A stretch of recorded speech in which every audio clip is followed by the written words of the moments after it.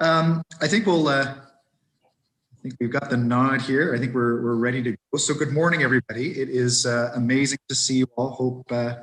Hope everyone's doing well. We have a number of things on our agenda this morning. I know that our final item, which is the Bloomberg Municipal Innovation Program presentation, that's going to be a scheduled item for 10 o'clock. So we'll try to just manage our time as we get through that. So there's a couple of presentations and a couple of discussions I would like to have. The first item on the agenda was going to be an update from me on public health restrictions. But I think everyone knows now that we're into day 2 of the green zone, so that's good. But I would like to have a bit of a discussion, get a little bit of feedback from you folks about how you're seeing things and what you're expecting. But maybe what we'll do, just because I know we've got a couple of really important presentations, maybe we'll do those first, and then we can circle back and have that discussion, get some updates from the chairs then before we move to the item at 10 o'clock. So Allison, if you're good to go, we'll move to a presentation from Tourism Kingston.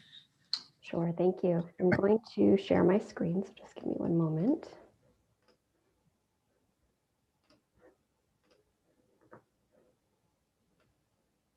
That's working. Perfect. So I won't take too long, but we just thought that this would be a great opportunity. It's a new year, and obviously things have changed a lot over the last 6 weeks, changed and then changed back. And that we could just bring forward sort of an update from a couple of the portfolios at Tourism Kingston and also our partners at CAP as well. So I'll try to move through this fairly quickly. I thought this was really important. We put this together for some advocacy work at a conference a few weeks ago that Chris Leclerc attended. And we do maintain a dashboard at Tourism Kingston that allows us in pretty real time to actually track an estimate of economic impact related to tourism. And we do this by looking at sources like STR, which tracks exactly how many hotel room nights are booked, AirDNA, which tracks the sharing economy. We use statistics from Stats Canada and also RTO9 to essentially calculate an estimated impact. So I think this just is obviously a really telling picture of the impact of COVID-19 on the tourism industry. And of course, this isn't just about visitors coming to Kingston, but it's business, it's weddings, it's friends and family visiting. People often think about tourism or the visitor economy related to the leisure economy, but it's much larger than that. It's sports teams coming for competitions, that sort of thing. So you can see that the economic impact, we're down nearly 50%. Same with number of visitors, very similar number to room nights, and very similar number for economic impact related to accommodations revenue. On the marketing side, we have a couple of campaigns currently in market, and we're clearly reviewing these now that we've returned to green. We still intend to have a very localized focus. We know now is not the time to be encouraging travel, but we do want to support our partner businesses and ensure that they survive COVID-19. So currently we do have Kingstonlicious in market. This launched the takeout program. It will start to be also in person as some restaurants reopen for indoor dining. So we're just working with our partners to understand that. It will also come online with a few local staycation packages for some hotels and inns that are participating. This program is performing very well. It's been up and running for a month as of today. The landing page alone has had about 25,000 page views. And the partners who are participating have anecdotally suggested that it's performing really well for them and they're really enjoying being involved. Later this month, we will sort of continue that culinary theme, profiling farm to table stories, looking at the relationship between Kingston and Frontenac County related to culinary. I think this is just a great way to keep Kingston top of mind, to support local producers and restaurants as well. And we'll continue to share stories about local businesses through boosted content. I did also want to highlight for this group that for 2021, we've actually engaged an integrated communications agency to essentially complement our paid media strategy, which has been very strong historically, to develop an earned media and influencer engagement strategy. I think this is really important for recovery, that we can keep Kingston top of mind, that we can be telling stories about the place and the people, not in necessarily a way that's talking about visiting or traveling here, but in a way that conveys what it's like to be here, whether that's as a visitor or whether that's living here. so that Kingston will be top of mind when the time is right.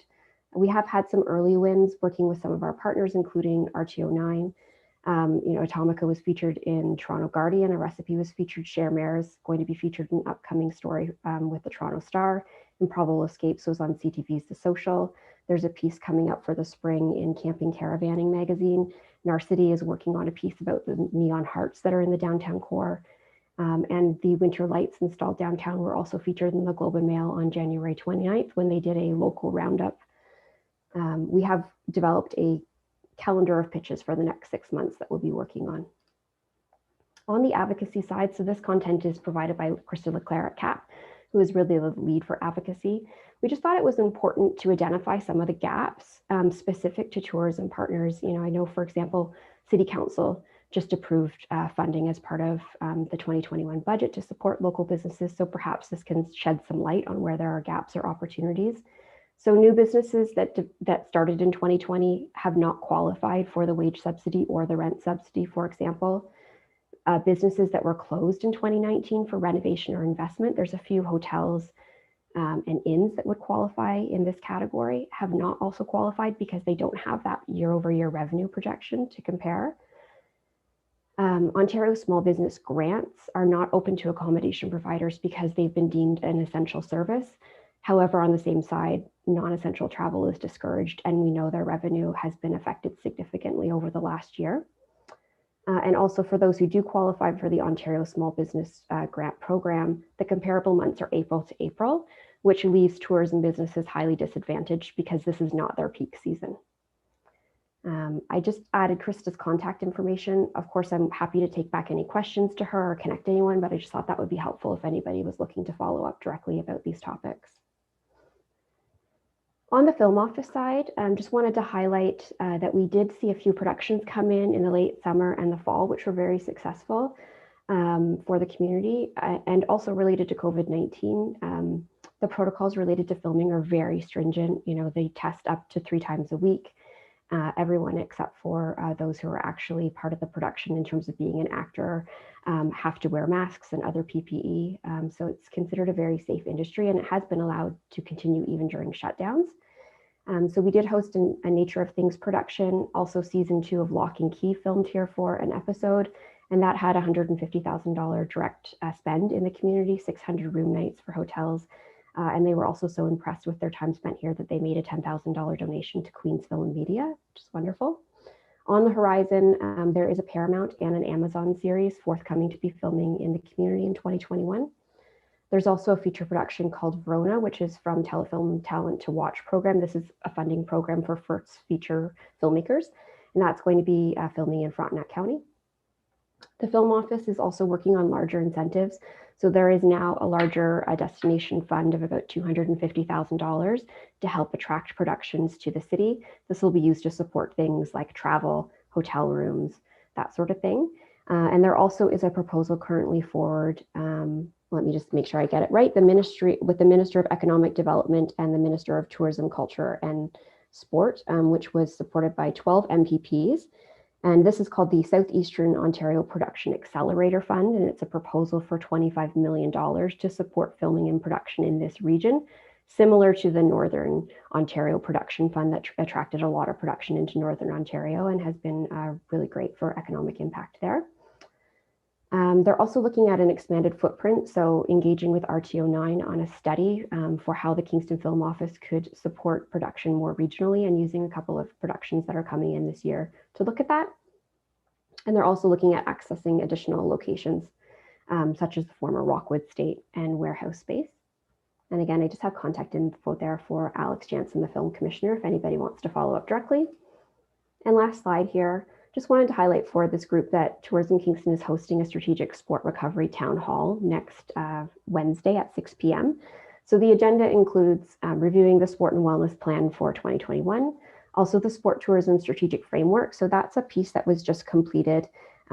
Essentially, it was the development of a framework working with a company called Floor 13. There was a stakeholder engagement process to look at how Kingston can best approach attracting and bidding on hosting sport tourism events or competitions in a way that is sort of matches the city's resources and is something that can be measured consistently across events. So this town hall will be an opportunity to learn more about that.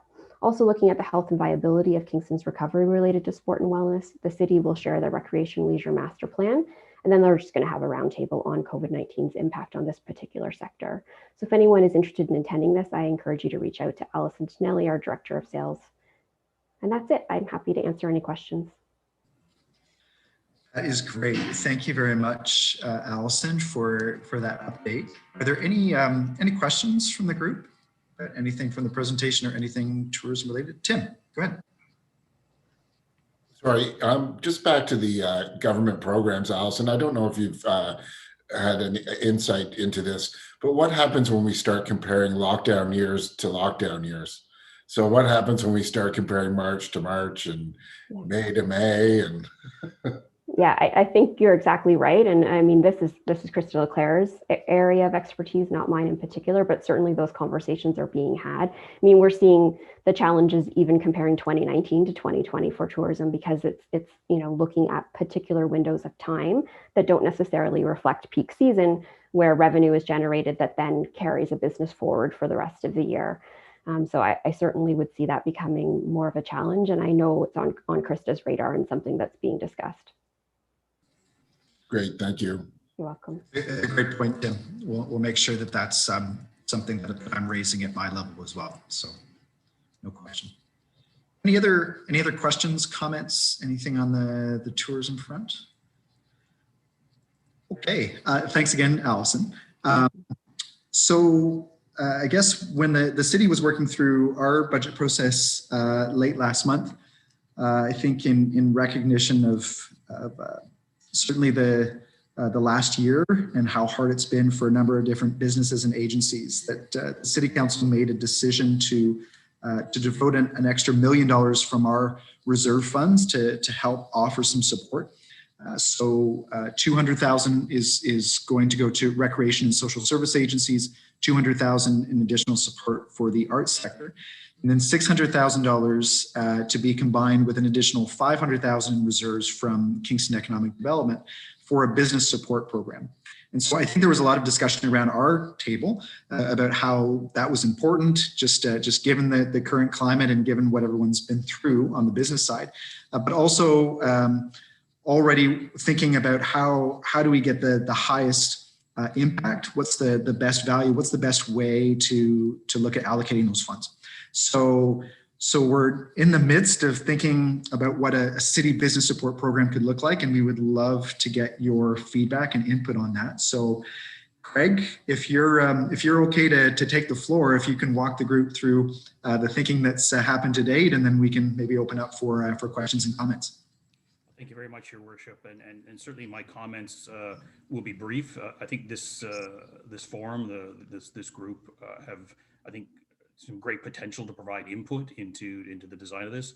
Certainly, city staff and Kingston Economic Development staff have already had lots of discussions about sort of process and mechanisms and how this program will be delivered, and certainly have some thoughts on sort of criteria and eligibility. But I think it's always extremely important to listen to your customers.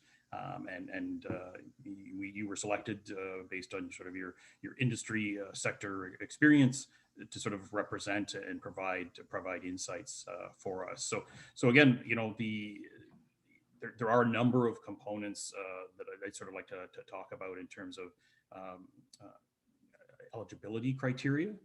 And absolutely want to throw that open to the floor for your thoughts.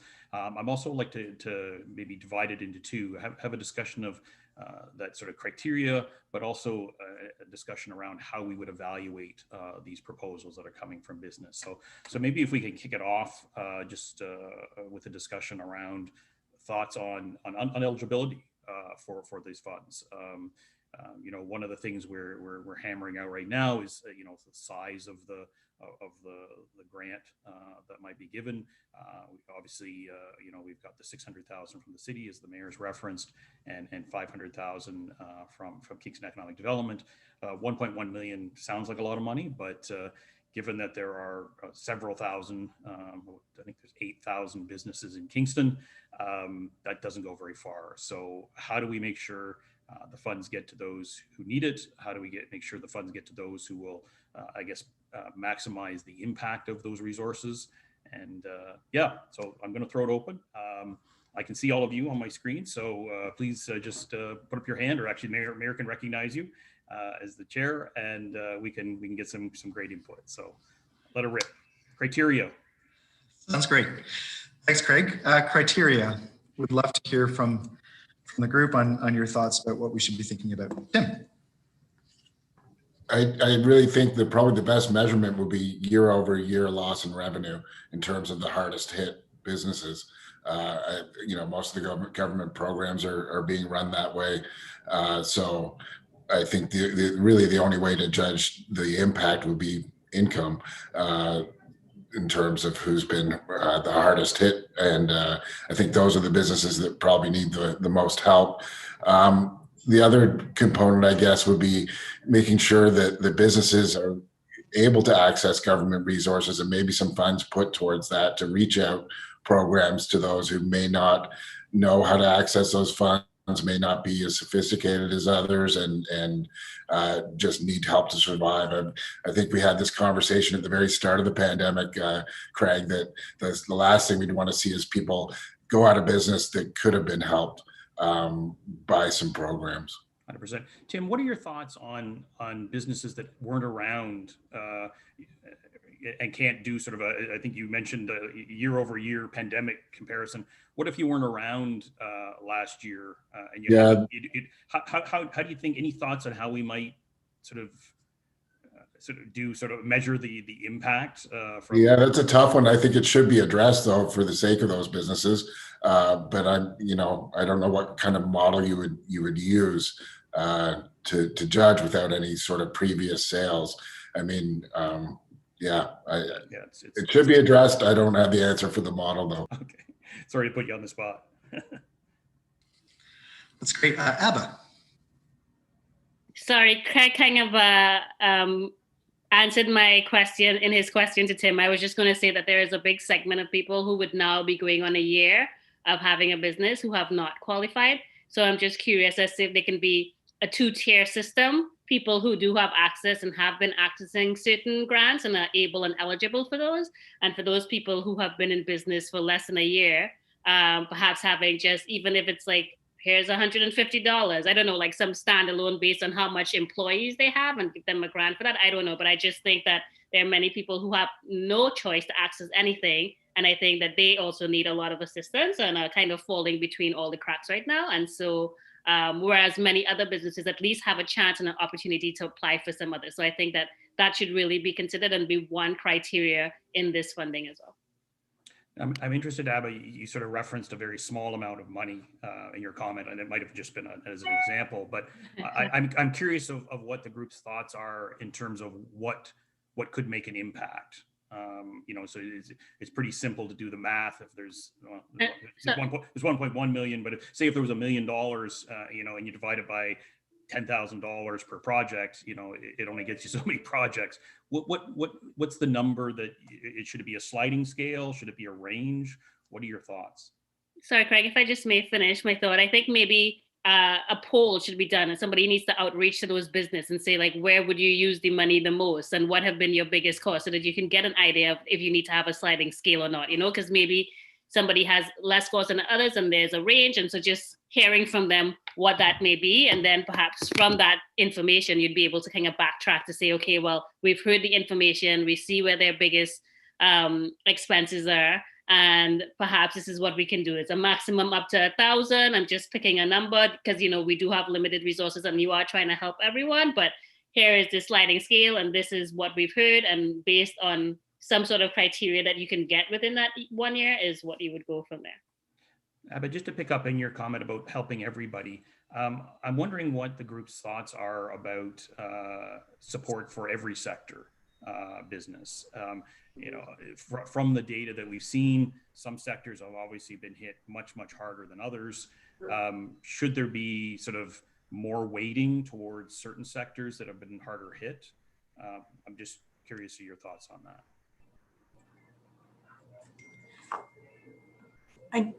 If I could say, Craig, is there going to be an application process for this program?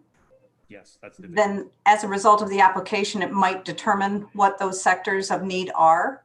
And the other thought I had too on people who are new in business in 2020, is there there must have been a business plan going into it. And if there wasn't a business plan, in our industry, there's average sales for certain categories, and that could be the basis of the comparative.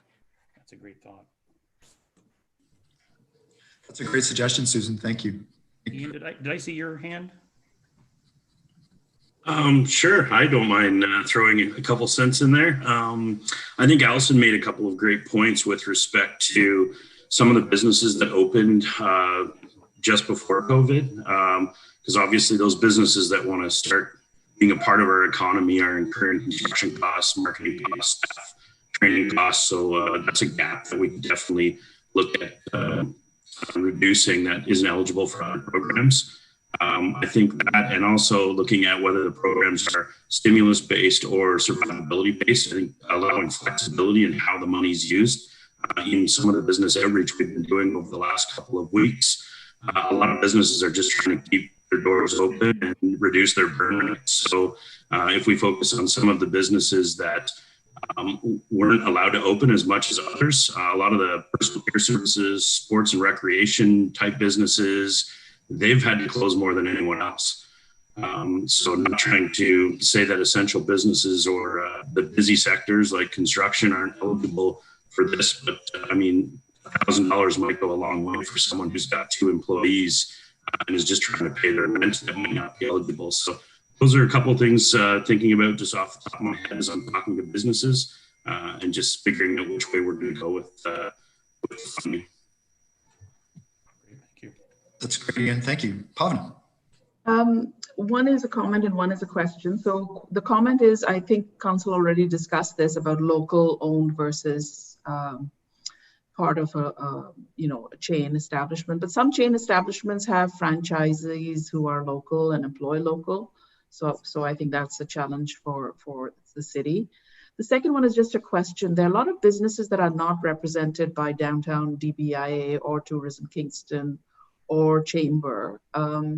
I don't know how the message would get to them because as Ian just mentioned, a lot of small mom and pop shops that are really struggling, and I don't know how you get the word out to them. That's a greed comment. And sort of Pavna and Ian had both commented about size of business. I'm wondering if there's any thought on should the focus be on sort of 10 employees and under? Is it Allison referenced that many in the hotels that have larger were ineligible because they were remaining open. So any thought on sort of business size as a barometer or as a measure of eligibility? Just a quick thought as you were speaking, Craig. I think it also depends on like a small mom and pop shop. They have a couple of employees. It'll be divided. But when you look at larger businesses, so long as they're keeping employees employed, that's a concern. You just don't want them to take the money and then still lay off or not hire back people. So that employment might be a factor you consider. That's a good comment. Karen. My thought off the top is the size is important. When I look at our structure here at the Chamber, 85% of our members are at 1 to 5 employees. So that is the bulk of small business is really strong here in Kingston. And I think it was Ian that made a mention about those shops and those businesses who haven't been able to do curbside or be able to sell their goods any other way, if they're a sporting company or if they're a small gym or if they're a hairstylist, they haven't been able to do any of what our restaurants have been able to do to a smaller scale, of course, or our retailer has been able to do to a smaller scale. So I think those really are key sectors who have been hardest hit, other than, of course, our hotels and such. But these are, I'm talking about the small companies, the 1 to 5 employees who are struggling the most right now.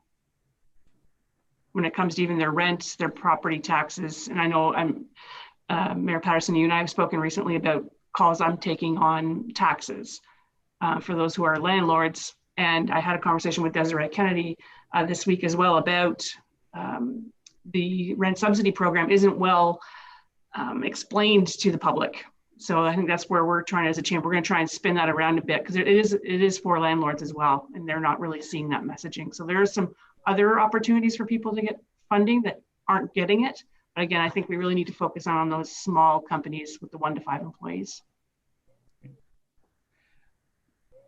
So I think small companies, and then also sectors as well, because, you know, people who own gyms, or, you know, I can speak to myself with the spa, like I have more than 1 to 5 employees, but we've been closed for 6 weeks, right? And so I think it's also sector as well as size. And so just looking at those considerations. Maybe a question, since a couple of people have sort of touched on sort of the expenses that would be eligible to be reimbursed. How broad should we be? Should it be focused? One of the things that we've been looking at is costs of reskilling your staff. So funds to support sort of staff development. And I think it came out of some comments that ABBA made in one of the working groups, just with respect to some of her staff being able to, you know, take photographs and do vlogging to sort of promote products when they weren't actually providing services. Is that something that should be considered?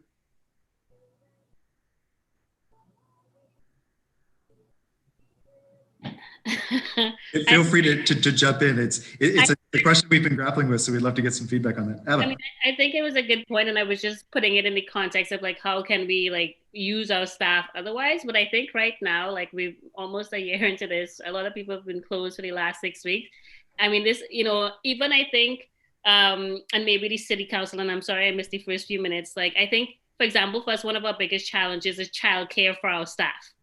You know, like we can get them to come back, but they can't stay certain hours because they're limited by after-hour services or whatever that may be. And I'm not sure if there's a way to like somehow provide something that can help those employees so then they can be at work. Or, I mean, this might be a totally off-base topic, but it just triggered that thought in my head, is that like part of the problem is that even if many businesses can open, there are challenges for people for having their staff come in. And so how do we kind of address that need as well? And if we can fix or subsidize or help that problem, maybe it also help being able to have people employed during the time frame when we are now allowed to be open.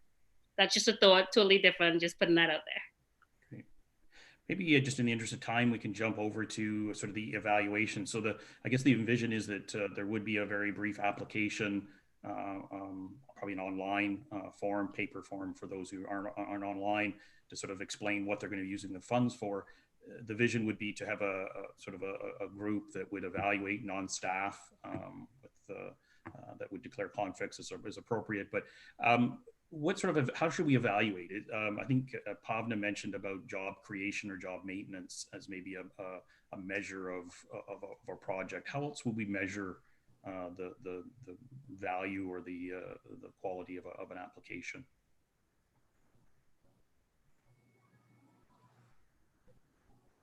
You have a thought? Susan, go ahead. Yeah, I think the main thing would be the loss in revenue. I think that's number one. And then any offset with any government programs that have already been applied for and they were able to get. And then this new term that we all use all the time now is sliding scale, and it is our go forward position. And everybody is not in the same position, and there is a sliding scale of what that recovery would be. The only concern I have with putting limits on it is we don't know what the need is out there. We will learn the need by finding out through the program what the need is, rather than predetermining what it is. There may be need out there that we're not aware of through, and you would discover through the application process. I'm interested, Susan, in something you just mentioned about sort of other programs. And do you think there's, and a couple of others have sort of referenced it in their comments as well, is certainly there's the Ontario Small Business Program, which is a very easy, minimum $10,000 program.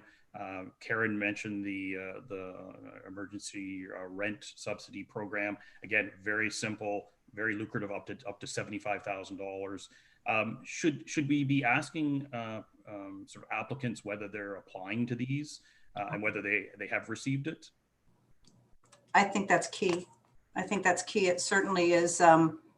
it is up to us to apply for those programs. And I know they appear to be simple, but I'm not having that experience with my retailers that the criteria in place is once you get into it and get working on it, but it's that getting into it and working on it and making that application and the timeframes that are involved. It is not a simple thing when you're A, under stress, and B, a new thing that you're working on. So I do think, and I know that we're certainly doing that with any requests that we're getting is validation of those programs and applications. That's great. Thanks, Susan, for that. That's very helpful. Abba. Sorry, I just have one comment with respect to judging based on the application of some of those programs. So if I would speak to my experience, because that's all I can speak to, for example, with the rent relief and the energy relief, it was based on a period like in December for January, where we were busy because people wanted to buy stuff for Christmas, but yet we were closed for January and February. But the relief that we got for January was based on December. And so in a month where we're doing okay because there was an impetus to buy, that's what we were based off of. So maybe we got a 2% relief when you look at the numbers. And so I think like that's part of the challenge with some of the program is not only when you're comparing it to, so month over month, because for some sectors, April may never be a busy month, but June may be their busy month, right? So that's one. And the second thing is it's when it's referenced for the month that you're going to get it. And so therefore, if it's not giving the value, like in January when we were shut down and we needed rent relief, but we got 2% because it was based on December, then, you know, something's not working in that system. And so though you may have applied, you may still have a great need for it because you may not have, you may not be getting kind of the value that you actually need to run your business. I'll go to Sean and then over to Tim. Sean, welcome. We know that you're a few minutes late joining, but hopefully you got the context of our discussion. We're talking about the city business. I do. Thank you. And I apologize for being late. It's a very busy time right now. There's a couple of things that I would say, and again, speaking from my own experience, I have not qualified as a business for very many of the programs because I had no revenue last year. You know, so I was almost penalized. That's not fair. It wasn't considered that somebody could be investing or would open during the pandemic. And so as such, even the programs that say you have to have applied for those programs and been turned down or so on, I'm not even eligible to apply. So there's a whole series of things that come with that. There's also, because hotels in our instance haven't been required to shut down, things like the Ontario Small Business Grant aren't available to us at all. So I think, you know, I recognize that developing some sort of needs-based criteria is a very challenging thing for anything to do, and applying things with some level of equity and fairness is an incredibly difficult thing to do. But there's considerations about those who haven't been eligible for programs as well that I think are important to consider. The more that things are based on picking revenue months, or the more that they're based on your success or failure with an application to another program, the more you continue to narrow the scope versus opening it up. And so, you know, I know that there are other businesses in the same situation as our business that simply haven't been able to provide any meaningful comparison, and any conversation about comparing to previous years, it hasn't been welcome at this point. So I just conclude by saying, you know, in the first 90 to 120 days, I completely understood that. Help the most people that you can as quickly as you can. But now in a sector that's on a long road to recovery, you know, I'm not seeing many opportunities for several of our businesses and like businesses of finding any real sources of funding. Great comments and feedback, Sean. Thank you. Tim. Yeah, I was going to sort of just touch on what both Sean and Abba have said. I'd hate to see the program get bogged down by so many requirements and having to provide so much information in terms of whether you've been successful for this grant or that grant. But further to what Abba said, we're kind of in the same boat too, in terms of if it's all on a sliding scale in terms of the wage subsidy, et cetera. So if you have a decent month during the recovery year compared to last year, you get less and less. But none of that, and we've gotten very small amounts for certain months, which is good because we're having a decent month. But none of that addresses the recovery from being locked down at the beginning for like 3 months. Those small amounts keep you going, but don't make you whole again. And just sorry, Abba, for referencing the December and January thing. That's because the subsidies were on 4-week periods, so they did have to do a catch-up month. So on period 12, we will be using get the lockdown month recovery. So it is going to come in the next period. Just to clarify that, I was concerned about that as well. Anyway, yeah, I think the easier the application is, the better. I think, how do we find the businesses that are on the verge, like, of collapse or failure? That's I think probably one of the most important things to do with these funds is keep as many businesses open as possible. But how do you reach out and find those who are struggling to make rent this month or next month? Great. Any other thoughts or comments? Just mindful of our time. Well, thank you very much. Thank you, Your Worship, for the time just to sort of get this great feedback. We'll take that to city staff, and ECDev I think are meeting this afternoon, so we'll take that feedback. Awesome. Thanks, Craig. And yeah, thanks to everyone for the group for those comments. That helps us a lot at our end for sure. So what I'd like to do now, if it's okay, is maybe to circle back and just talk a little bit about where things are at right now, as we are now in our second day of green. And I know that that's not a very long period of time to know how things are going so far, but I'm still very interested just to hear. I think it would be helpful to hear just from each sector about the lens and what you're hearing, what you're expecting, what issues or challenges you might be facing. That intel is incredibly valuable, I know, to me and to others around the table. So I thought maybe we could just have a little discussion on that before we move to our timed item at 10 o'clock. You also see that I've put something on about an update from the working groups as well. So maybe when I call on you, if you could kind of give your sector update, but then if you're also one of the chairs of the working groups, I might just ask you just to provide a quick update to the group as well. So this is this is just order basically what's around my screen. But maybe Susan, if I could maybe go to you first, if you just kind of give us a sense of how are things, how is reopening going, and what do you see moving forward in the days and weeks to come?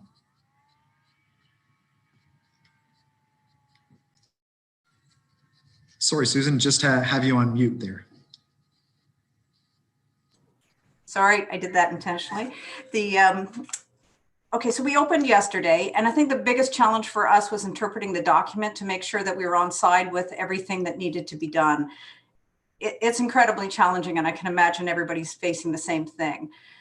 But we opened yesterday. We weren't overly busy.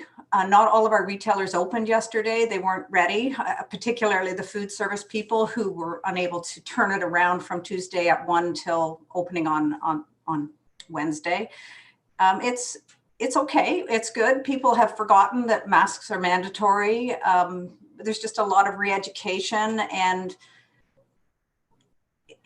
we're not there yet. It's coming back slowly but surely. But again, it's I don't know. I guess all of us have been through start and stop so many times, but it's a bit overwhelming. But our retailers are ready. A lot of them came in and cleaned out their Christmas displays yesterday and so on. So it's an odd time, but it is positive and encouraging, and we were built to be open, and we're open. And so that's what we're going to try and maintain. The biggest fear of our retailers is people coming in from out of market. So that's a challenge, and whether or not it's legal to ask them for ID. And one of my staff told me there was a piece maybe on the news, probably everyone has seen it. They said, you don't need to ask for ID. You just ask them to pronounce the mall that you're in. And if they can say the word, they're from Kingston. So it's, we have some words around Kingston like Sydenham, Gananoque, Cataraqui. If you can say those, you're probably from the market. So I thought that might be more friendly than asking for ID. Susan, that is genius. I hadn't heard that one before. Oh, I do not? Yeah. No, I know that certainly from my end, I've done a lot of media requests for in Ottawa and Toronto and other parts of the province, and basically just trying to convey that this reopening is very different from the last one. When we opened the last time, it was all of Ontario that opened except for the GTA, and this time it's only us going to green and everybody else on lockdown. So it's very stark. It's very dramatic. And so I think things will settle a little bit more once the rest of the province starts to open up, even if it's a different color codes.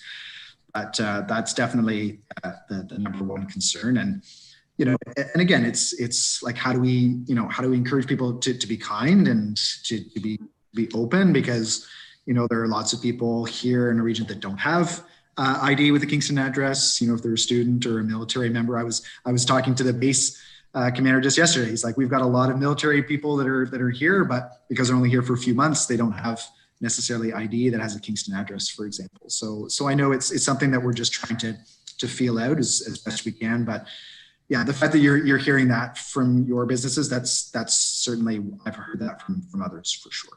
No question. Thank you. I appreciate that, Susan. That's a great update. Next on my going around the screen is Dave. Dave, how's everything? How's the lens and the perspective from the labor side of things right now? I think everybody's really excited to get back to work, get businesses back open. But as Susan was saying, that there is quite a bit of apprehension about people coming from other areas, from high-risk areas.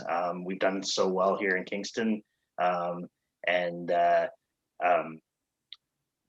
people have been following public health recommendations here in Kingston, and I'm kind of concerned that the pandemic has been going on for so long that we might start being complacent with wearing PPE and taking the precautions. So it's very important that everybody still follows public health recommendations and is very even more diligent now that we're starting to open things up. With trying to protect ourselves, because this is the time that there is increased risk as we open up. So it's great that we're opening up, but we still need to do it cautiously. And but I think there is quite a bit of excitement that hopefully we're on our path to getting back to normal. Thanks, Dave. No, I appreciate that perspective for sure. Actually, just one of your comments, I just wanted to circle back to Susan for 1 minute. Susan, you said that you're having to re-educate people on things like masks being mandatory and other things. Is that customers, or is that business owners, or is that employees, or is that customers, or is it a combination? No, it's customers that are coming back in. I think that there's been some gray areas on it, but it's customers so far. No, that's great. Thank you. Next on my screen is Tim. Tim, how are things in the restaurant sector? What are you seeing? What are you thinking is going to roll out in the coming days? If this weekend's any sort of signal, a lot of restaurants are completely booked up. We are, so which is great. And just touching on Dave's comment and our approach to potential out-of-town visitors is exactly that we're emphasizing with our staff to follow protocols diligently, more so than ever. We're in our businesses exceeding the requirements for the green zone in terms of our protocols. And I think that's the best way we can protect our customers and protect ourselves. We don't plan on IDing people, but we just hope that people in the hot zones are responsible and stay home while they're on a stay home order. But otherwise, I think the onus rests on us and how we're operating our business and making sure that we're keeping our staff safe and following protocols. And we'll continue to do so. But it's nice to have people back in the restaurant and nice to hear noise. Absolutely. Thanks, Tim. No, that's great. And I appreciate how busy I'm sure you and others are right now, ramping everything up. So I appreciate everyone's time as always this morning, for sure. Abba, you've been difficult for personal services to offer curbside pickup or takeout. So I'm sure. Yeah, do a facial on the side, so no. So with respect to us, I think we're happy to be back, and I echo Tim's thing. I think it's a very slippery slope because even prior to this, in a earlier discussion, there were people who were already feeling kind of picked on in terms of IDing and stuff like that. And so I think we just have to be mindful that this is not feel like an excuse or perceived as an excuse to not allow certain groups in the restaurant, whether or not it's so using, And so I think, we have protocols in place for a reason. There's a reason we have plexiglass. There's a reason we're washing hands. There's a reason we take temperatures. And we can see in the summer, it worked. We followed our protocols. We did those things, and we mandated that our clients do stuff. And our contact tracing has been superb in the region because we're taking those precautions. And so we have to trust in the system as well. So we have to trust that our business owners are telling our staff, these are the things to do. We have to trust that our staff are doing those things. And we have to trust that our clients who are coming in are doing the due diligence and doing our pre-screening and meeting those criteria. Otherwise, I don't know, it's all for nothing if we can't trust in those systems, And so I think just continuing to be mindful, to be diligent, to keep up our cleaning protocols and follow the things that have been set by the people who have told us this is what has worked and what is continuing to work. Excuse me. And I think the challenge for me is I don't want my staff to be put in an uncomfortable position. And I actually felt a little bit kind of irked by the announcement that was made because my staff are not there to police somebody. And it could put them in a situation where it could be confrontational. And I just felt that onus was put on small businesses unfairly. No one's asking Costco, that's been open all the time, to ID people. No one's asking the dollar store. Yet, this sweeping statement was made about, this is something that you can do. And I really kind of took, I didn't take it lightly. And I felt that perhaps after a year, there should be some planning in the statements that are made and some planning in the ways that we roll things out and address people. So that's kind of my term. We're cautious, we're optimistic. I think because it's been a year and people have seen how things have gone, the clients who want to come and feel comfortable are coming. And the clients who want to get products on curbside, they're doing that as well, So I think just trusting, the system, being supportive to our staff, being supportive to our clients and trying to rally through that is what we're going to continue to try to do. And, things are going to look different, especially for personal care. We would normally have a spike. People are going to March break. That's obviously not going to happen. So just also considering how we're going to keep up our longevity over the next couple of months when we may have had peaks that would have carried us through so that we can get to the summer and we can get to the end of the year, And so I think that's really just our concern. How do we maintain our staff, keep them motivated and keep them doing things and allow them to survive and be employed? So that's that with that. And I guess I will touch on the underrepresented group. First of all, I have the best committee ever. Shout out to underrepresented group people. They're amazing. Our committee is working like it's fire. We're working full stream ahead and we're coming up with great solutions, which I think is the point of this whole thing. And so the next meeting that we have, I think on the 25th, we will be doing a panel. And on that panel, we will be talking and highlighting the value of having persons from underrepresented groups in your businesses, why they themselves bring value and how it also brings economic value and how you can use grants and other things to build your business. And so I think that will be great. Jamie will be speaking as well as Leanne O'Mara from Tim Hortons. And I think it will be a great way for people to see how they can incorporate these things in their businesses in a time where things are kind of turbulent, but get some success from that. So thumbs up to the underrepresented group. They're doing a great job. And everybody better come on the 25th or else. No, I'm just kidding. But we'll send the link through to through to the group so that you can see that. So that's going really well.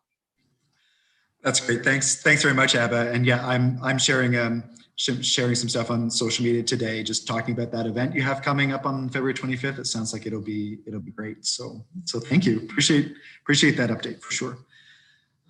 Dan, I'll go to you next. How's the construction industry? How are you guys feeling? What does your outlook look like? Be interested to get your take on things. It was interesting as you asked the question, and I thought about what the body language of our troops looked like on Wednesday morning. I honestly feel that there was a little bit of bounce in people's steps, which was really, really great. We've got several of our folks live in the Gananoque area, and they're struggling with the fact that Gan is still locked down, but yet Kingston right next door is good, and Gan's case counts are low, so there's still a little bit of, I'll call it, frustration about that, but for the most part, there's a bounce in the troop steps. We're so fortunate in the construction industry that we've been deemed mostly essential, so we've been able to chug along. So I'm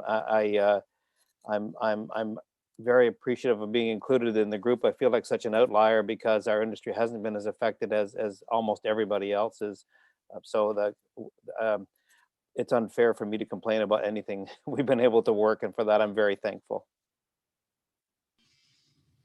That's great. Thanks, Dan. And obviously, we're happy to hear it. We want as many sectors as possible to be doing well, and then we will help and support the ones that are under more difficult circumstances, for sure. Exactly.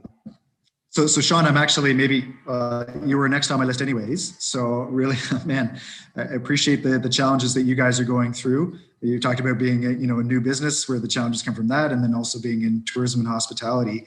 How are things? What's your outlook? Challenges, issues, what you see ahead? We'd love to just get inside your head a little bit and just understand what those what the landscape looks like right now. I don't think you really want to be inside my head right now, Brian. Look, there's a flurry of activity right now. As Tim mentioned, I could have a 200-seat restaurant tonight, and I could have another 200 rooms, and we could fill them for the weekend. But so that's really encouraging, and that will bring some of the team back, which is terrific. It's been difficult on them. We've stayed in touch and tried to maintain good relationships, but they're all enthusiastic in coming back. And I think that's the same across our sector. Everybody's seen this blip. The question is whether or not that pent-up demand can sustain us for very long. There's still, while the weekends have started to show some promise with lots of inquiries, in particular, are you open? There's a lot of people, I'm finding a lot of people are actually policing themselves incredibly well.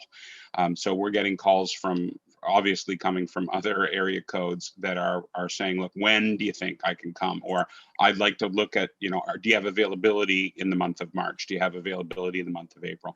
So that's, I'd say the vast majority of our guests have been extremely considerate, frankly.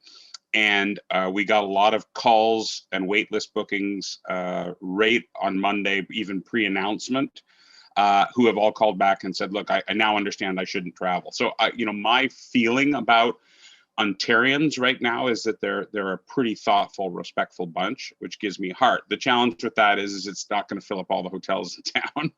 And, beyond the Valentine's weekend, I'm concerned as a restaurant operator about what our volumes look like. And I will shout out to the Kingston Licious promotion and things like that, which are really, and the collaborations that have been going on with that, which are really excellent opportunities for us, in particular to promote local, but also just to put a positive light on our entire sector.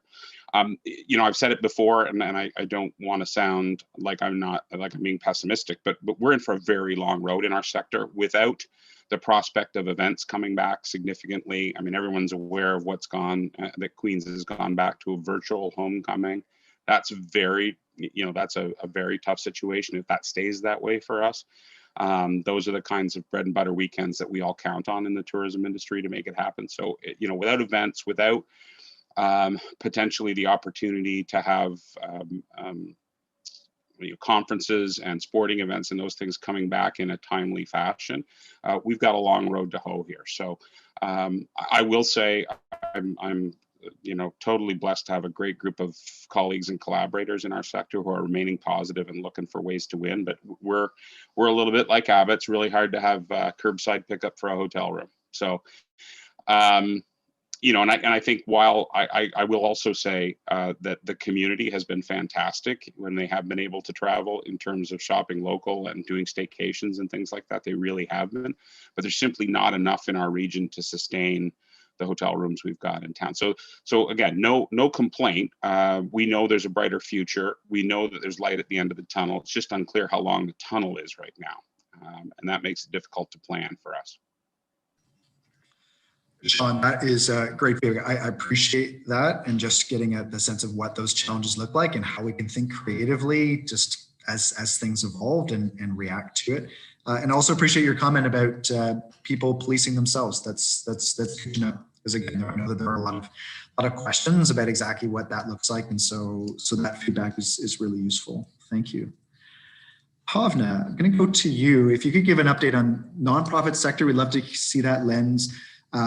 You're also the chair of the Advocacy and Funding Working Group, and then also you have 3 hats, and also the chair of the Social Services Recovery Task Force as well. So wondering if you could give us maybe kind of that 3-pronged update. Or just have you on mute there, Pavna. Yeah, sorry, I'll speak quickly to get through those 3. But firstly, with return to opening, our agencies have been open throughout. I think some of them started to panic, especially the meal providers, feeling that they now had to allow clients in. And we've reassured them that just because restaurants are open doesn't mean you have to open unless you're ready, because they're not ready. Their spaces are cramped. It's not the same. They can't compare themselves with restaurants. So we've reassured them that that's fine. Just do what you were doing, and when you're ready, and if you can, then reopen the way restaurants are opening. But speaking of the social services in general, we did a look back to see what the sector had learned, because we've been working together really closely. The first thing was the collaboration and networks was really critical to our success. We would not have been able to serve the kind of volume of clients that we're seeing, and it continues to grow. We had, just from the United Way perspective, and I'm not giving stats for Community Foundation and other grants that have been given out, we funded $5.5 million that helped 76,000 people in the region through 220 programs. We could not have done that if we weren't working together and understanding the needs and prioritizing the vulnerable. So we do acknowledge the resiliency and adaptability of the sector that's really under-resourced. Most of them have no stable funding, no government funding. They're just going from one fundraising event to the next, and with no fundraising events, as Sean said, it was really hard for them. So again, these grants have kind of helped just sustain it a bit to deal with the volume. They also have such caring hearts that they find whatever it takes to make it happen, but they've also been strapped without volunteers. So it's more staffing, more PPEs, just doing things on a shoestring, but pivoting and adapting. They didn't have the luxury of even a single day to shut down and think about what they were doing next. They just had to keep going because the clients needed them. The lessons learned was we need more intense emergency plans early on. The networks that we started as a result of the pandemic are networks we need to keep going consistently throughout the year. The one thing we realized was person-centered approach was really important. So looking at the client's needs, not about which program or who got funding or which grant, it was really just coming together. How do we help this person, especially the most vulnerable, and we're all working together. We also realize across sector, we cannot do this in a bubble of social services. It has to be healthcare, government, public health, and the agencies coming together. It's too much for just our small, many of them small agencies working together. We also want people to recognize that investing in these agencies is actually an investment in the community. I think Alison mentioned 8% of employment is from tourism. 8% of GDP is actually from charitable organizations. So it's really important to recognize that we have a lot of employees in the sector. We also have a lot of clients who are being helped. And if they weren't helped, they wouldn't be able to work and invest back in the community. So it is something that does impact the economic sector as well. Our next steps are going to continue to be advocacy to make sure that agencies who are really essential services, I mean, you need food to survive. So how can we count on agencies finding charitable donations to feed people in our community? So how can we find a better way for them to sustain themselves? Looking at the big picture, this really forced us to look at the root causes that were leading to this, focusing on resiliency, on some big projects like the centralized food hub, which will come back to you because we will be working with the private sector on that as well. How can we help our agencies do better? And again, just the network and strategic collaboration is something that we'll continue. So we will be posting this on the website, and I can send the link through Amber to others. For the other KERT subgroup that I'm working with, again, amazing people. Craig and people from St. Lawrence and Queens have been doing the bulk of the work. But one of the things we're looking at is business navigators. And this might be even more important now that we're looking at some local grants as well, on how we can help businesses understand what's out there and access it, and best practices. So the city is applying for Canada's summer jobs. We're all hoping they'll get that, to continue that. Kathleen Vollebrecht has brought up the point about aggregated e-commerce, and I think the group is going to explore that a bit. We're also looking at local procurement, because a lot of businesses, the more we can start to buy locally, buy regionally, having it more centralized. Of course, Craig is navigating those waters. It takes a lot of policy and things to do.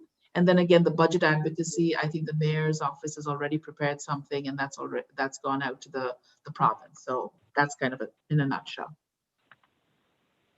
Thanks, Pavna. That's a great update. Thank you for cramming all of that into a few minutes. Lots of great info for sure.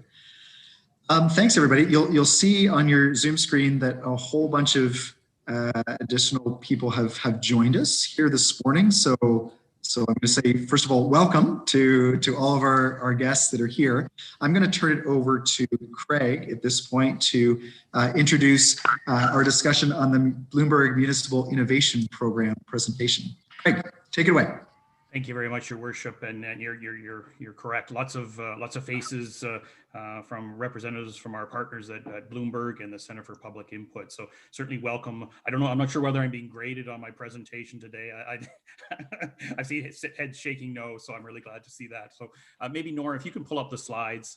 Again, I can always trust Pavna to provide some comments right before I speak that provides perfect context for what I'm going to talk about. And the group will perhaps remember, or maybe not, given how busy everybody is, that I had shared that the city had been selected for this Bloomberg Innovation Training Program last year.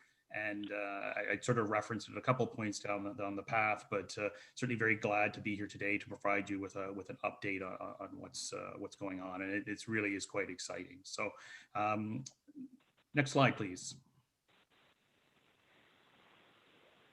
Next slide. There you go.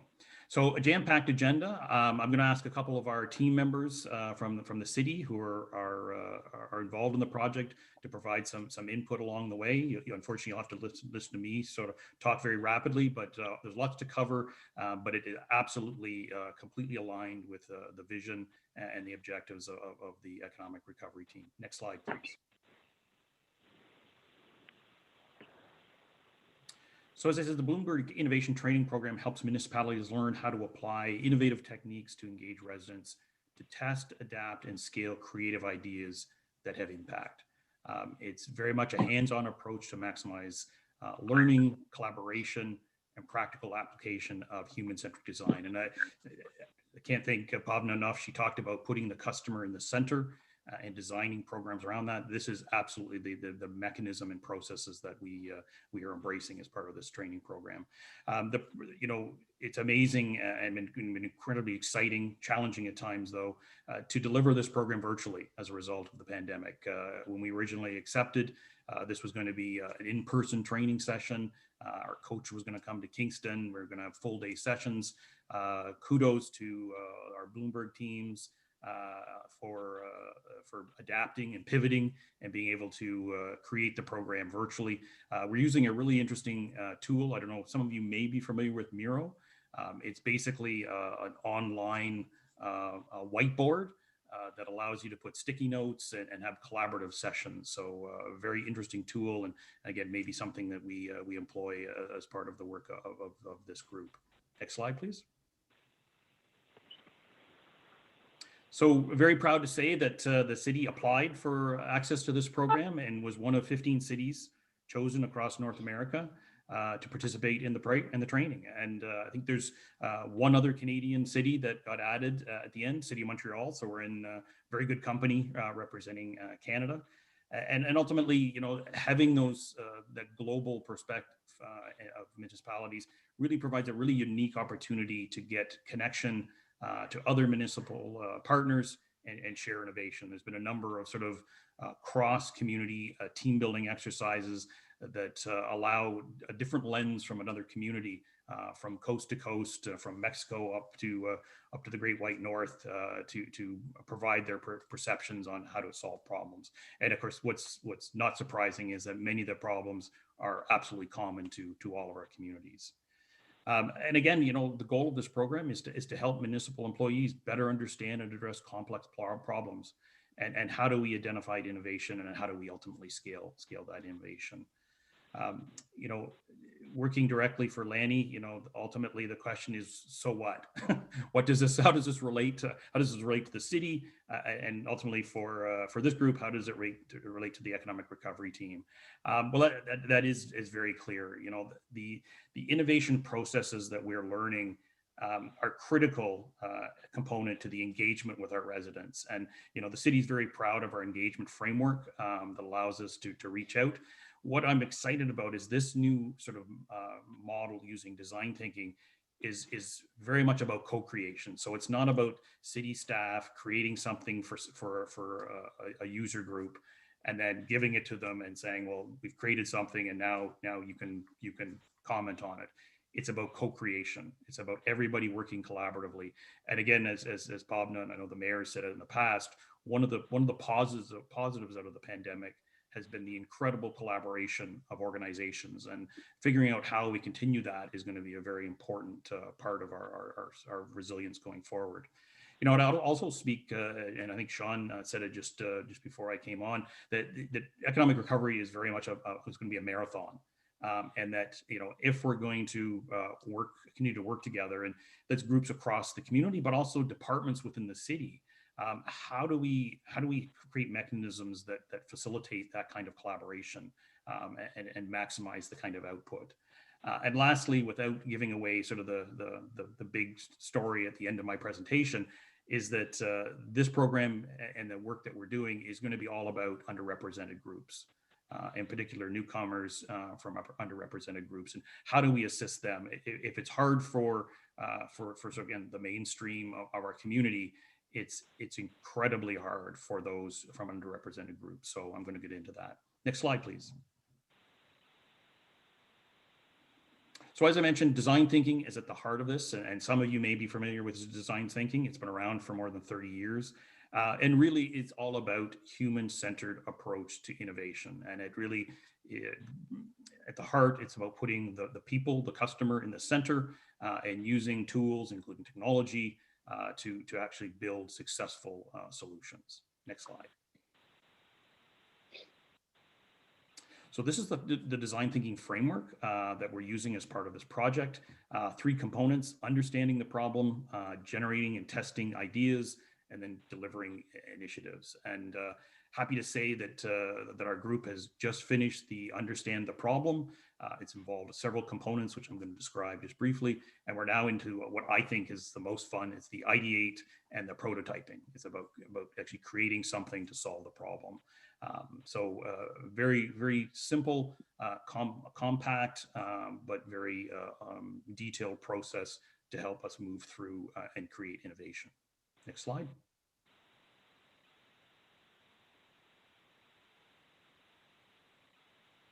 In terms of timelines, as I said, we began in August.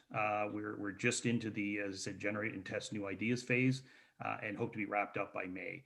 And again, ultimately, this has been a learning process. This would be compressed as we sort of continue to do this and improve, and again, create innovation in our community. Next slide. So again, I sort of alluded to this earlier, but goals for the program: give staff new tools to solve problems, test and implement new solutions, grow capacity and commitment to innovation, and develop solutions from a social and economic development perspective for the community. Next slide. All of this work couldn't be possible without a great team. And what I think is really exciting and important to note is that this is a cross-departmental team. The people 11 people that have volunteered to participate in this training are doing this on top of already their very busy schedule. So it's about finding time in their busy weeks to attend training sessions, to participate in collaboration sessions. And I think it's also important to note that there's representation across levels in the corporation. There's frontline staff, there's managerial staff and director staff. There's representation from our partners and friends at Utilities Kingston as well. So again, it's about the approach that everybody should be at the table when it comes to solving problems and creating innovation. Next slide. So when we began, it was certainly very much with a curt sort of framework, understanding how we could help and address unemployment in Kingston that resulted from the pandemic. So it was very, very, I guess, cut and dry, certainly in my eyes. You know, we were looking to specifically target residents, but to focusing on those that were income insecure residents who maybe lacked some aspects and access to employment, specifically digital literacy or lack of high-speed internet access to get that employment. And you know, why is that important? You know, it's as I said, it's a challenge for many. It's even a more challenge if you don't have the tools to actually find the jobs. So how would we create opportunities to address the pandemic impacts of unemployment? Next slide.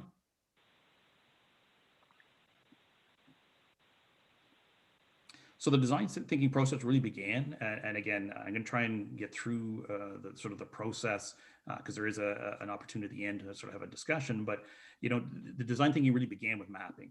You know, we basically the team took the opportunity to map the stakeholder groups in our community.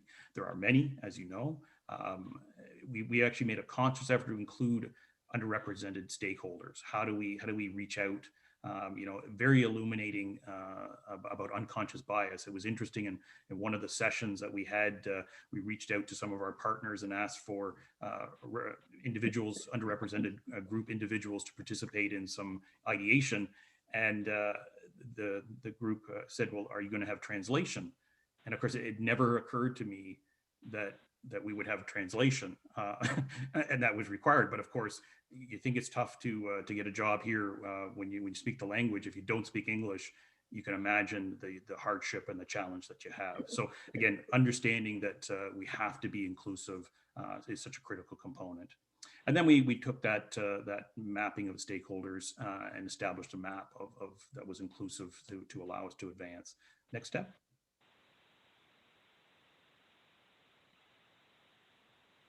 This is just a sample of the mural board. You can see it looks very much like a big whiteboard with lots of stickies. Amazing how it's been able to power our process and move forward. Next slide.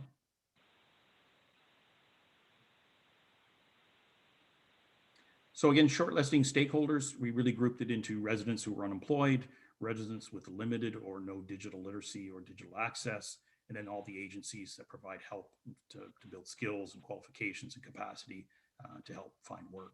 Next slide. Lots of research went into this. We built a research plan, created a stakeholder interview guide, conducted more than 20 stakeholder interviews, conducted 3 observation sessions, analyzed and reviewed more than 10 data and literature sources, all to gather some context and knowledge of the topic. Next slide.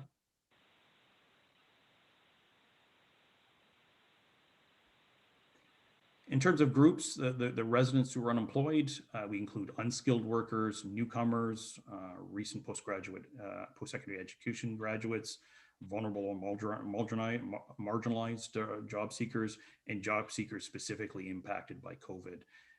You know, the learning areas, it was very much focused on where groups were looking for jobs, tools and resources that they were using, and maybe the reasons why they were unable to secure a job.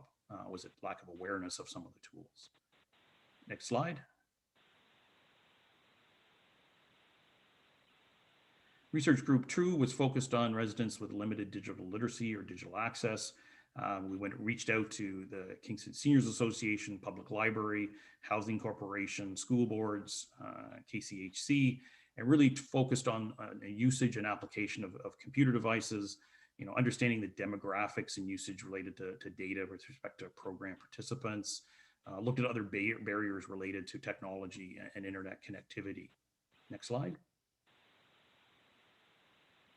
And finally, group 3, they looked at agencies that help those looking for employment, reached out to our friends at Keys and ACFME, SLC Employment Ontario, Loyal at Kingston, and Ontario Skills Development, and really focused on areas related to programs and beneficiaries, distribution of funding channels, barriers of job seekers, and challenges specifically related to COVID. Next slide. So this is just some of the, again, very interesting process to actually conduct interviews virtually. Very successful after you get the hang of it, and very interesting to be able to engage multiple people from different parts of the city, or that are tied up doing other things. It's a very very flexible platform, and it was very successful. Next slide. I'm just going to take a quick minute. These are just some impacts on staff, and again, ultimately, part of this outcome is about providing skills for staff. And I think this was from was it Heather or Jeff? I can't remember. Apologies.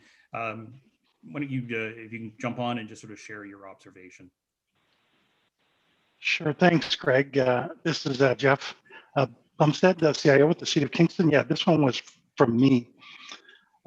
First, I guess it was a real privilege to talk with some of the people that are directly impacted with the issues we are grappling with, and I think that's really one of the real values of the design thinking methodology that Craig had just described.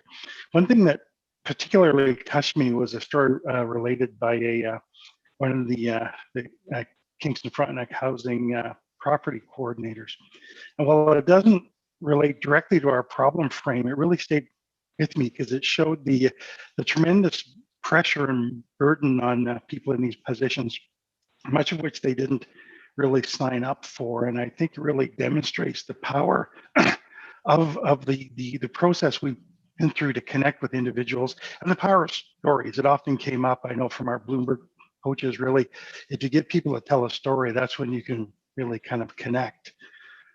This was a story about an individual in a very tough situation, which Kelly felt a great deal of responsibility for. And I was touched by the amount of compassion in her voice and her desire to really help.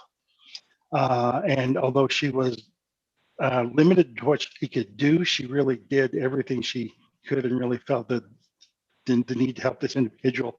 One of the reasons the story stayed with me is that I really feel that citizens sometimes don't necessarily understand or appreciate really how hard people in these kind of positions in the public sector work, the pressures they feel, and really how much they care. And I thought this was a real opportunity to tell that story, and it's almost like these that really could communicate that. So just wanted to share that with the team. Thanks, Greg. Thank you very much, Jeff. That was excellent. Next slide, please. And I think this was a observation from Heather. Heather, you could jump on. Thanks, Craig. So an interview that I participated in that really stuck with me was with a participant named Logan. He's a young man and he's still attending university. I was just really surprised by how frank and forthcoming he was with us, and how much insight he had into situations in his life and himself. And ultimately what we heard from him really helped, for me at least, to inform our project and our work. And I think we were able to learn so much from him, and because of the interview techniques that we were taught through this process. It was sort of a new and unique way to speaking with people that we were taught through the process, and employing those techniques really helped. It's also a testament to who Logan was and being a very impressive young person, but the use of those techniques was really helpful, and that interview will stick with me for sure. Great, thank you very much, Heather. Next slide, please.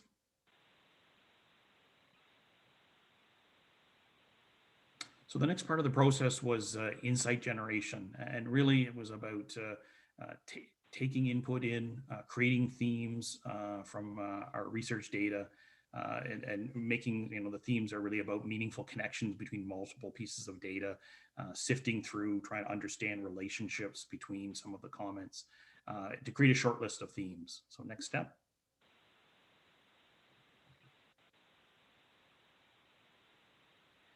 And again, really, it was about this process of using these sticky notes, identifying and prioritizing, connecting, very engaging exercise with everybody on the team to sort of try and understand how things relate to one another. Next slide.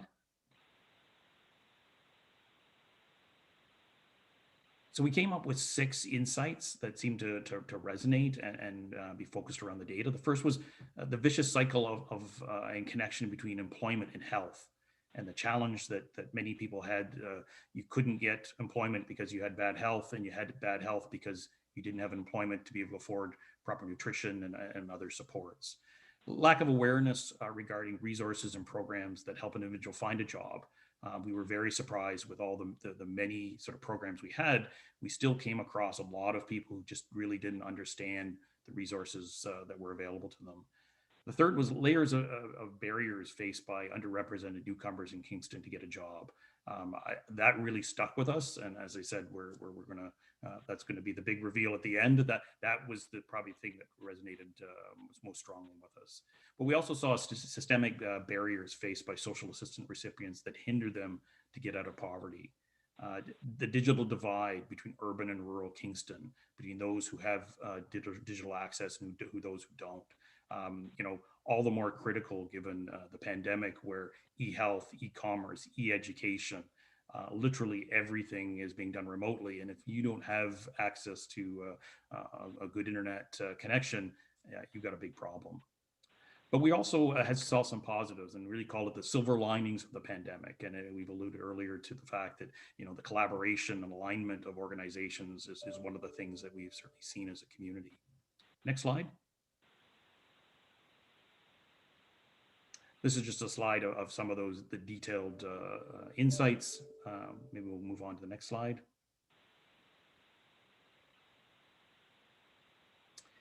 So it really became about reframing. So we had a problem statement. We did all this research, talked to people, and really reframed our problem statement. And that problem statement really became about the problem that our community excludes newcomers.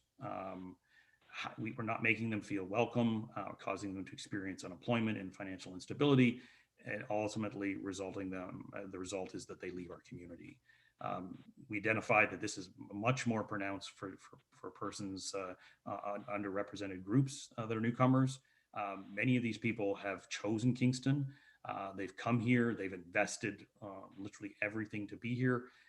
And that feeling of unwelcomeness or lack of inclusion prevents them from advancing on personal and professional goals, and they leave. And that is critical, not just from a COVID context, because of course we do need to help people and ensure that we have skilled workers for our businesses.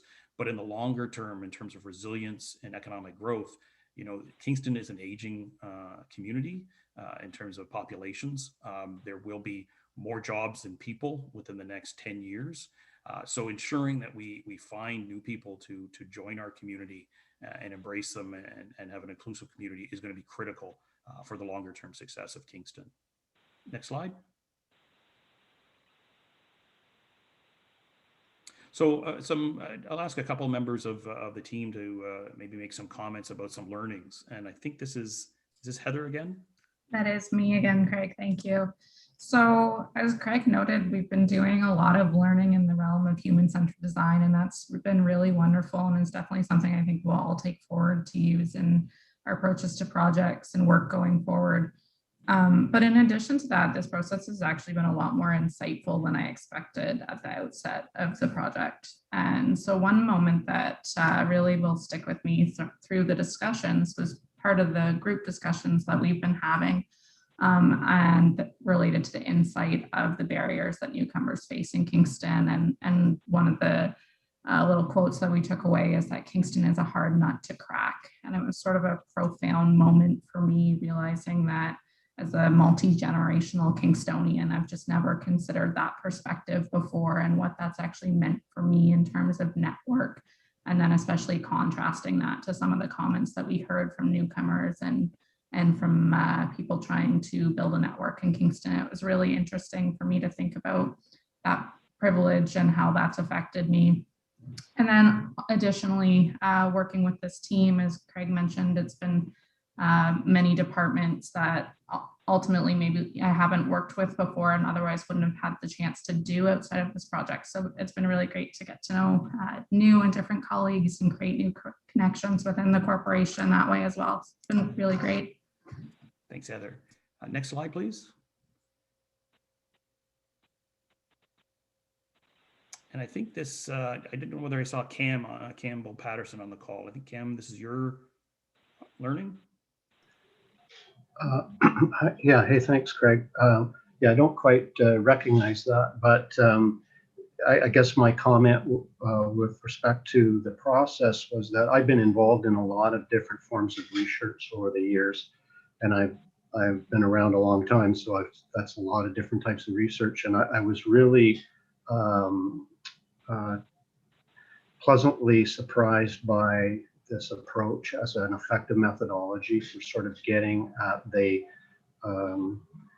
core of what you're trying to grapple with. And so as a qualitative research tool, it was extremely effective.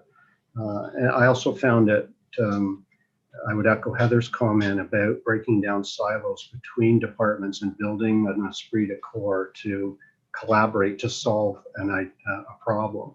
And I think that we've all benefited a lot from that on a personal level. So that's great. Thank you very much, Cam. Yeah. Next slide, please. So I guess to wrap up, I always like to end with a call to action, and the call to action is support. And we've reached out to many in the CURT group, in the working groups for support. We always welcome feedback on the problem statement. We are always looking for more participants in the co-creation of solutions. So as I said, we've just finished the ideation stage. We're doing some sorting now to pick sort of some projects that will be turned into prototypes. And there's going to be need for more participation from different groups and individuals as we develop these prototypes and test them.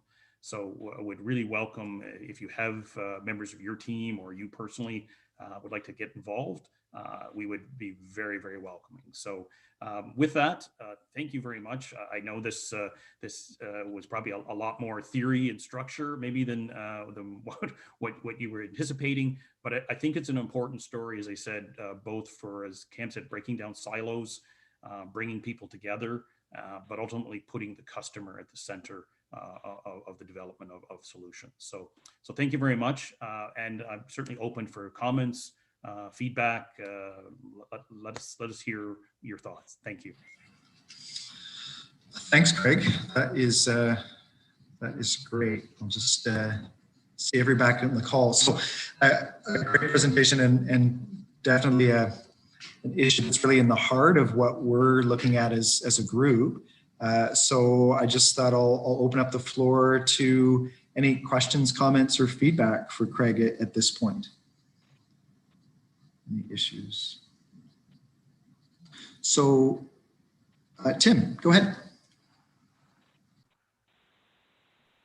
Look, this is really interesting, and I really like the fact that it's getting to the systemic problems that our community faces in so many areas, which then exponentially lead to other problems. So drilling down to the heart of the challenges that less advantaged citizens in Kingston face, and possibly coming up with solutions, I think is great work. And obviously that's been done before, but this seems to be really pinpointing the hurdles and the trouble spots. And I hope to see that something comes to fruition, because we know that there's a lot of challenged people in this community, especially newcomers and those from minorities and socioeconomic minorities, or majorities even in our city. I think a lot of people aren't aware of the how many people are challenged that way. So just great work and great to see, and I hope it continues and that good things come of it. Thanks, Tim. Abba. I just would echo Tim's, and I would just say it's funny because I would tell people all the time that Kingston's a hard nut to crack. As somebody who came to Kingston, it took me, I think, 15 years to feel like I could kind of infiltrate some of the walls of like being Kingstonian, which seems really strange, but it is, you know. But with that being said, I think like this is all great data, and just putting the point to Tim that on building on Tim's point is that how do we get the buy-in? Because it is such a hard nut to crack, there have been, so many generations and layers of people and systems that are in place that continue to do that. And so how do we make sure that this is not a checkbox like, hey, we participated and we saw that this was it, and move that checkbox into things that actually shift the needle so that these groups get represented in Kingston and become Kingstonians. That's the goal. Like they feel like they get ownership out of claiming that this is Kingston. And how do we get ownership and buy-in from the city, from our businesses, from our community members and organizations, so that they know that here is the value from this data and this is what we consciously have to do. And I think just keeping that at the top of your mind in every action that we're doing. That's a great comment, Abby. It's interesting. Like we didn't have a lot of time to sort of get into some of the ideation work that we had just done. We're just sort of sorting, but it's amazing the sort of the outside the box type of ideas. Some of them very, very simple, like having an event down in City Hall and Market Square to get your picture with the mayor when you're a new citizen, or taking a trolley tour of sort of Kingston when you first arrive. So very simple things, but things that are about connection, mentorship and sort of buddy systems, all kinds of small little things that again are stuff we're sorting through to see how we could execute. Thank you. Great comments. Pavna. Just a question, Craig, for the team. So this is great. I mean, it's exactly what all of us are discovering, the human-centered approach. I think hospitals led it initially, talking about patient-centered approach. My one question is, you mentioned a lot of ideation and ideas. One of our learnings with community development is that the ideas really need to come from the people who are impacted the most. So yes, you've had the conversations, but how are they being engaged in the solutions? So you're 100% right, Pavna. For the ideation sessions, we had actually individuals from the underrepresented groups putting forth the ideas. Right. I think we have over 300 that we've got to sort of sort through. That's the next exercise next week, is to sort of figure out what sort of needs work, what is an immediate actionable project, and what's something that is so good that we can't let go of it. It's just solid gold. So we're just at that process. Once we sort of get down to some actionable projects, then we'll re-engage with the underrepresented groups, the people that are impacted, with the development of prototypes. Great. And also just to put in a plug for the work that Susan is working on with the Community Foundation and others about the trauma-informed training, because I think City Hall would really benefit from. I know the police are doing it right across, but it might be helpful for all city employees and councillors to participate in that as well. That's excellent. I know we're also using sort of a design thinking methodology for, and you've participated in some social finance or community investment. We have some sessions, I think later in March, that sort of updates everybody, focused on food security and homelessness. So another very exciting initiative using very similar methodologies. Excellent. Other comments, feedback, questions? Well, listen, thanks. Yeah. I'm sorry. Sorry, Mayor Patterson. My name is Mariah Kenny-Geyer. I work for the Center for Public Impact. We are the implementation partners alongside Bloomberg Philanthropies. And I just want to extend a huge congratulations to this team. And a thank you both to the team for all their hard work, but also this leadership group in Kingston. At CPI, we really believe that culture underpins innovation, and it takes support and buy-in from both bottom up and top down. So we think a project like this is just so critical for creating those cultural inroads and then actually leading to impact for your community. So thank you for your hard work. Thank you for letting us participate in this presentation today. I am so proud of the team, as I'm sure all of you are, and just can't wait to see where you take this. Thank you, Mariah, for those comments. And listen, thank you to you. And again, to everybody that's been involved with this. I think it's just an incredibly exciting project. I, for one, am really looking forward to seeing, from this pool of 300 ideas, what comes and what we're able to action and to be able to support. I think it's just a tremendous vision. And I can tell you that it has support certainly from myself, from council, and as you can see from many other community sectors as well. So it's excellent. Great. Any other comments, Craig, from you or anybody else on the team? I was just going to actually thank everybody at Bloomberg and Center for Public Impact. They've been incredible to work with. These, as I said, have been very trying times with the pandemic. It's very enlightening to be working with communities across North America. Certainly our hearts go out to many of the US cities that are still facing massive impacts from the pandemic. Very shocking.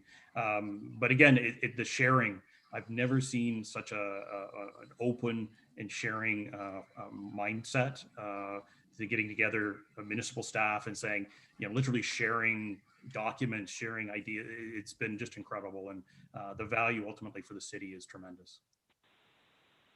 Awesome. Thanks, Craig. Appreciate that.